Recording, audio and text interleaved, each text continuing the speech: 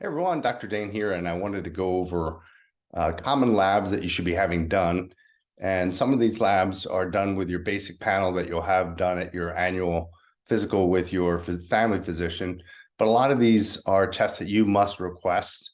And they're very important tests because they go well above and beyond what you're normally going to have done when you have just a basic metabolic panel and a basic CBC. So I'm going to go over this. I recently had my labs done within the last couple of weeks. So I want to go over the lab tests, what's important, why it's important, and then we'll go from there. So let me share my screen here. And so hopefully you guys are seeing my labs here. So I had these labs done September 15th, and we're going to go through the labs. Again, this is a special panel that I order for most of my patients. This was a panel that I had done like I said, probably a week and a half ago.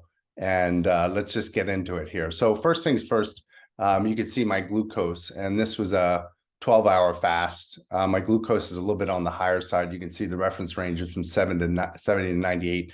I'd like to see that glucose around 85 to 90. So that's a little bit high for me. My glucose tends to run a little bit on the higher side, but you'll see the number below it is a more of a 90-day marker of how your body is metabolizing and dealing with sugar. And that's called hemoglobin A1C.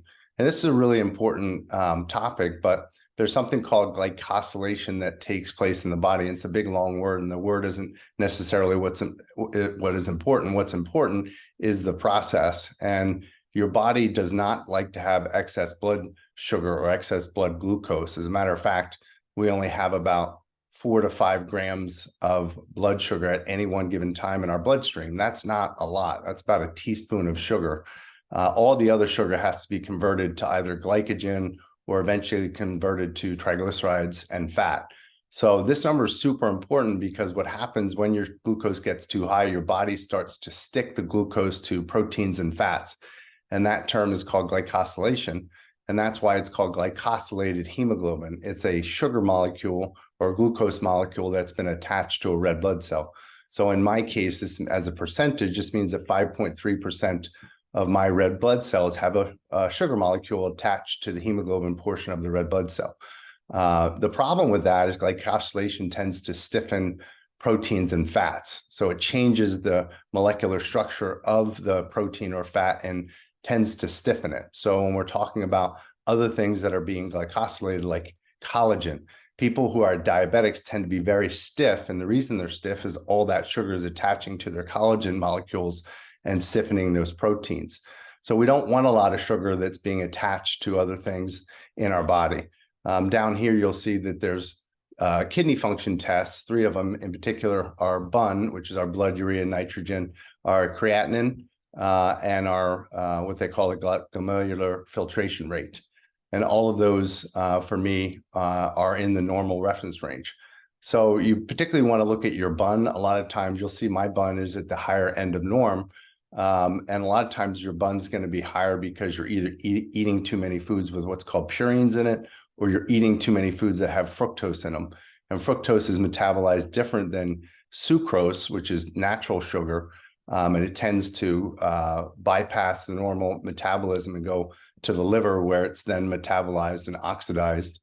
And it tends to increase the amount of urea in your bloodstream. So one thing, if your BUN is high, you're eating too many foods that have purines or too many foods that have fructose in them. So you want to look that up and decrease those foods. There's a lot of foods that have high fructose corn syrup in it, a lot of sweeteners like things that you get at Starbucks, the things they pump in there, the syrups. There's high fructose corn syrup and a lot of dressings, ketchup, things like that. All right. So really take a look at that. Purines tend to be high in foods like red meat. Other foods that have purines would be things like sardines, things like that. So if your BUN is high, you're eating too much fructose or eating too many foods with purines, and you can Google which foods are high in purines and maybe get those down in your diet.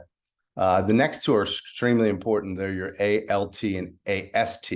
And these are liver enzymes. And you want to make sure those liver enzymes are low, because when the enzymes are high, it means that your liver is working harder which will tend to lead to a fatty liver, particularly with the ALT. I like to see that under 30 in men and under 25 in women. If it's over that, you're trending towards more of a fatty liver. This is a test that's not generally run unless you request it, and that's your vitamin D3. You want to keep your vitamin D3 above 50. You can see mine is a little bit low, so I need to increase my dosage. I tend to take about 5,000 IUs a day. Sometimes I miss, so I just got to be more consistent with that. But vitamin D, it's not even really a vitamin. It's a hormone. It's used by every cell in your body, and it has multiple functions in the body for the nervous system, the immune system, for your bone health. It's a really important supplement. And the problem is our vitamin D is made by the liver, but it's converted to the active form, which is called vitamin D3 by the sunlight. So most of us are not out in the sun. And if we are, we're wearing sunscreens. So we're not converting vitamin D to the active form of the vitamin. That's what we're measuring here. We're measuring vitamin D3, not vitamin D produced by the liver. Next, we're going to look at our lipids. Our lipids here, there's a lot of controversy around lipids, but basically, if we look at these numbers down here, you'll see there's one that's called LDL calculated, and that's more of an estimation of your cholesterol, where the direct is the actual direct number of how much cholesterol is in your bloodstream. Now, the thing about cholesterol is that cholesterol doesn't just float in your bloodstream. It has to be carried because it's not water soluble like your electrolytes are. So it has to be carried by a protein. That's why they call these LDLs and HDLs. So you'll see that my LDLs are a little bit on the high side, but we also want to look at our HDLs and what's called VLDLs. And the difference between an HDL and an LDL is the LDL particle has more cholesterol, where HDL stands for high density. It tends to be made up more of protein. LDLs are low density, so they tend to be made up more of cholesterol. And VLDLs are somewhere in the middle. But we definitely want to keep our HDLs on the higher side. So you can see mine are above 39. We like to see those higher than 40 in a male and higher than 50 in a female. We like to see VLDLs under 20. And we like to see the LDLs around 100. What's really important, though, are these next couple markers here. Your C-reactive protein, which is a cardiovascular risk marker, and it basically is denoting any inflammation that you're getting in the blood vessels themselves. So the more inflammation, it means the more damage that's going on in the blood vessel, the more ASCVD, the arteriosclerotic cardiovascular disease, that you're leaning towards. And then this next one's called homocysteine. And again, this is not typically run by most doctors, so you have to request it. Homocysteine is really important. It's amino acid. And this amino acid can cause damage to the inner membrane lining of your blood vessels with something they call the endothelium. And the homocysteine molecule is a large, sharp molecule that tends to create damage. So you definitely want to keep that under 10. If that's high, you're having more of a propensity towards, again, arteriosclerotic cardiovascular disease or damage to the lumen of your blood vessels. And it's very easy fix. You can just take something called methylated folate or B vitamin folate that has been methylated. It has a special form of folate, and that's going to convert that homocysteine to something called glutathione, which is an antioxidant. So if you're getting enough methylated folate in your diet, or you're getting it through supplementation, that should bring your homocysteine down and really decrease the amount of damage you're getting to your blood vessels. This next one is almost never done, probably one of the most important lab markers you can have, and that's your insulin. Insulin, as you know, is something that diabetics take, and insulin is produced by your pancreas. And insulin is very important because insulin is what I call a fat storage hormone. So insulin is a driver of fat storage, has nothing to do with burning fat. It has everything to do with storing fat. So you could have normal blood sugar, you could have normal hemoglobin A1C, and if your insulin is high, all that means is that you're producing a lot of insulin to break down that sugar, but eventually that insulin is not going to work as well. You're going to become what's called insulin resistant as your cell membranes change, and that insulin won't work as well. So your body will have to produce more and more insulin to drive that glucose into your cells, because that's what insulin does. It takes glucose out of the bloodstream and pushes it into your cells so it can be metabolized. Once glucose is in your cells, it has to be stored. And most of the time, a lot of that glucose is being burned if you're exercising and burning that glucose as fuel. And if you're not, that glucose is going to be stored as triglycerides, and eventually triglycerides become adipose tissue. And that's why if you take a look at your triglycerides, in my case, mine are 49, triglycerides are just a storage form of fat in the bloodstream. So if your triglycerides are high, it means that you're converting a lot of sugar to fat, and you need to take a look at how much glucose or how much sugar, carbohydrates, refined carbohydrates, or foods that are called high glycemic index carbs, foods that convert to sugar rapidly and that have a lot of sugar in them, like breads and cookies and sweeteners and things like that, soda. All of these things are going to cause your body to produce large amounts of insulin, and that insulin is going to drive fat storage. And we particularly store fat in our bellies. It's why I see a lot of people are getting fatty livers, and they're accumulating fat around their heart, fat around their pancreas, fat around their internal organs. We measure that in our office with a test called an InBody. You can actually measure how much visceral fat you have. And visceral fat is really bad stuff, because visceral fat produces something called cytokines, which are inflammatory molecules. So visceral fat is very dangerous because it's throwing off a lot of inflammation in the body. And this is why so many people who got COVID, who had a lot of visceral fat or were obese, didn't fare too well, because they already had a large amount of inflammation in the body. And then they got COVID, which really drove their cytokines. They had what's called a cytokine storm because of the infection, and they already had a lot of inflammation because of the visceral fat. So it was like a perfect storm, adding, gasoline to a raging fire in their body. And a lot of these people really suffered when they got COVID. So you want to keep that insulin down so that you're not storing fat, but you're burning fat. And the way to do that is really exercise and getting the high refined carbohydrates, high glycemic index foods. I always like to say, God didn't make bread, God didn't make pizza, man made pizza, and man made bread. So we want to stick to God's carbohydrates, which tend to be fruits and vegetables. We should be doing about 80 to 90% vegetables and about 10% fruit. And of the fruit that you're eating, try to stay away from high fructose fruits, things that are very sweet. Not that you can't ever have them, but you want to use those sparingly. Bananas, melon, things that are high glycemic index fruits. Figs. Next here, we have our thyroid tests. A lot of people are having autoimmune thyroid issues, or they have hypothyroid. TSH is basically something that's produced that stimulates your thyroid to produce thyroxine. So if your TSH is really high, it means that you're really pushing or driving a lot of you're trying to signal to your thyroid to make more thyroid hormone. So you want to take a look at that TSH and make sure that it's not above about 3.5 to 4. Here I have my PSA done, which as a man is a good test to have to make sure that your prostate isn't hyperplastic, meaning that your prostate you're getting benign prostatic hypertrophy, where the prostate is enlarging, or you're developing some sort of a tumor or mass, and that's going to show up in your PSA number. Next is your hormones. I really love to see male and female hormones. Men, your testosterone, you can see here the reference range is 264 to 916. I like to see that on the higher end of norm. Mine was 747. Your free testosterone is the active form. Again, testosterone, like cholesterol, can't float in your bloodstream. It has to be carried in the bloodstream. And when it's active, it uncouples from the protein. It's called sex hormone binding globulin. It's bound to that protein. And then when it becomes active, it unbinds and it exerts its effect on the body. So the free is the unbound, and that should be roughly about 2%. We like to see it about 2% of your total testosterone. So you can see here that my testosterone was 747.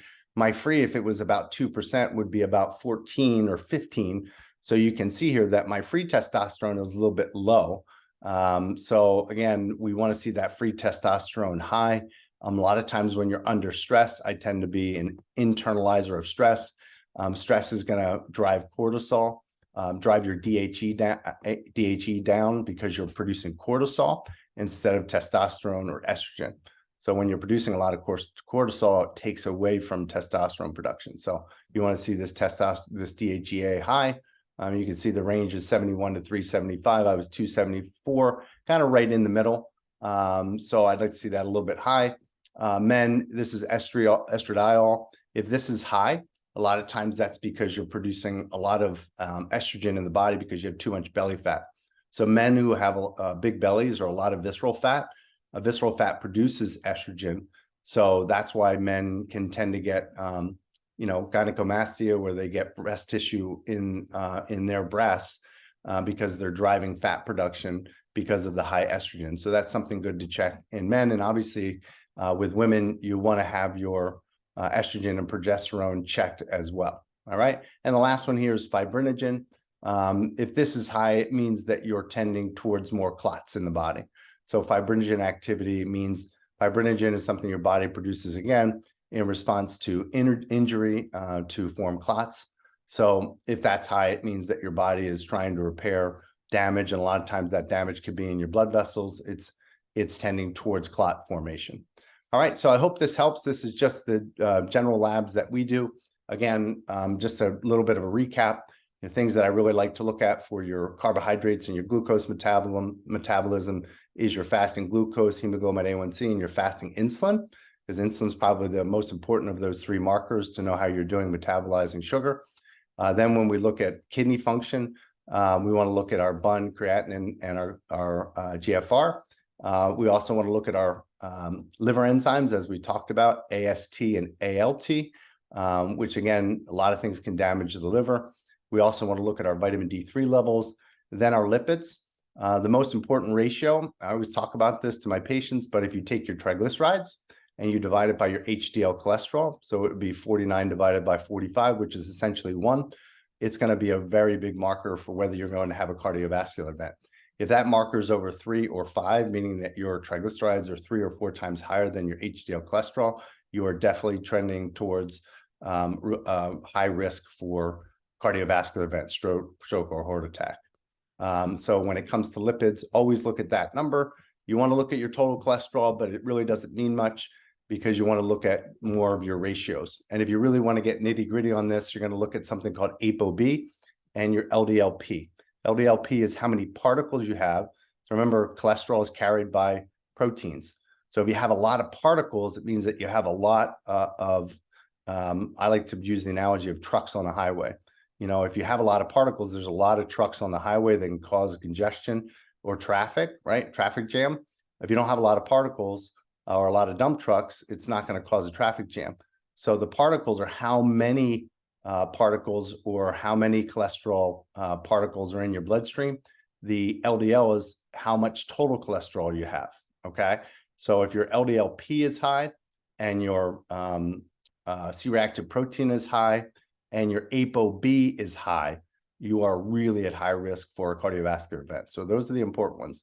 Triglyceride to HDL ratio, your ApoB, LDL cholesterol, and then also looking at your LDLP. Now, I didn't have those done because I know generally when I do my labs, I don't have high risk for those things because my triglyceride to HDL ratio is low. But if your triglyceride to HDL ratio is high, over 3, I would definitely recommend getting those tests, LDLP and your ApoB LDL. And if those are high, it's a very high risk factor for a cardiovascular event. All right. And then we get down to homocysteine. We talked about that. That's the amino acid. If that's high, it means that you're not getting enough methylated folate, and that can do damage to the lumen or the internal membrane of the blood vessels. Your thyroid test, your PSA if you're a man, your testosterone and free testosterone if you're a man, or your estrogen and progesterone if you're a woman, your DHEA, your estradiol if you're a man, if it's high. Remember, you're trending towards generally means that you're having too much visceral fat and you're producing too much estrogen as a man. And the last one, fibrinogen, which is if that's high, you're tending towards more risk for clots in your bloodstream. All right. Hopefully that was helpful. Go get your labs done. Make sure that you're adding these extra things that aren't generally done on your labs. If you're just having annual labs, they are not going to do these tests and you should request them.